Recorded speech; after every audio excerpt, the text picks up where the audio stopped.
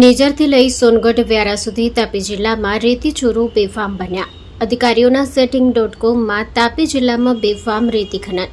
ભૂસ્તર અધિકારીને જાણ કરવા છતાં થઈ રહ્યું છે બેફામ રેતી ખનન. સેલવાસથી અધિકારીઓ સરપંચોને મેનેજ કરી તાપીમાં રેતી ચોરીનું મોટું રેકેટ ચાલી રહ્યું હોવાની ચર્ચા. નવા બનેલા ઉકાઈ તાલુકાના જામાપુર ખાતે થઈ રહેલ ગેરકાયદે રેતી ખનનના દ્રશ્યો કેમેરામાં કેદ થયા. 3 દિવસ પહેલા તાપી ભૂસ્તર વિભાગમાં મહિલા અધિકારીને જાણ કરવા છતાં એમણે કાર્યવાહી કેમ ન કરી તે મોટો તપાસનો વિષય. સમગ્ર ઘટનામાં તાપી જિલ્લા કલેક્ટર કાર્યવાહી કરે છે કે કેમ તે જોવું રહ્યું.